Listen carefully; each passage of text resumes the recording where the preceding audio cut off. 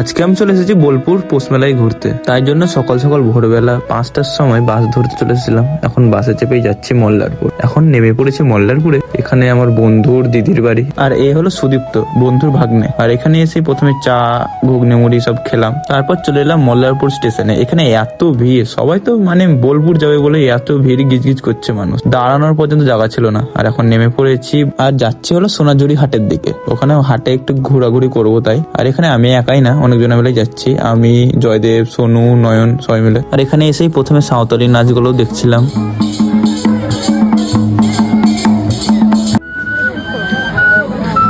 এই সোনাঝুরি হাটে এসে অনেকগুলো ছবিও তুললাম ভালো ভালো।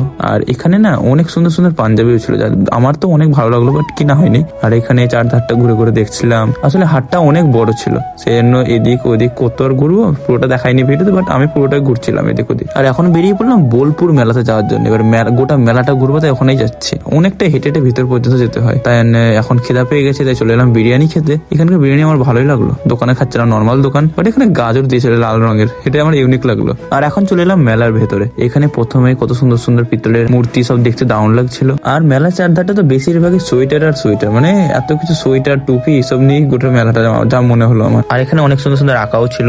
আর এখানে কিছু কিছু জিনিসের দাম এত বেশি, এটার দাম যেমন দেখছি 15,000 টাকা। আর এখানে শিব নন্দী ছিল, এটার দাম 30,000 টাকা, এত বেশি। আর এখানে অনেক সুন্দর সুন্দর পুতুলও ছিল যা দেখছিলাম, কিন্তু তার মধ্যে আমাকে যে মা দুর্গার যে ছোট্ট পাড়া পুতুলটা দেখছি, এটা আমার দারুণ লেগেছে। আর এই যে সবচেয়ে বড় নাগরদোলনা, এখানেই সবাই চাপে। এখানে দুটো নাগরদোলনা হয়েছিল, এই সামনে একটা দেখতে পাচ্ছ নাগরদোলনা, আর এই পাশেও একটা নাগরদোলনা হয়েছে। আর মেলায় এসে কিছু না তো কিছু খেতেই হবে, তাই ঠান্ডাতেও আইসক্রিম খাচ্ছিলাম। এই যে কি আইসক্রিম গুলো হয় না, কি নাম বলে কে জানি না, বাট খাচ্ছিলাম। আর ফিশ কাটলেটও খেলাম। তারপর বেরিয়ে পড়লাম মেলা থেকে, কারণ অনেকটাই মেলা ঘোরা হয়ে গেছে। এখানে মোমো খেলাম, তারপর চলে এলাম বোলপুর শান্তিনিকেতনের যে স্টেশন আছে ওখানে। আর এখানে ট্রেনে চেপে গেছি। আর আজকের ভিডিও ছিল এইটুকুটাই, দেখা হচ্ছে নেক্সট ব্লগে। চলো বাই।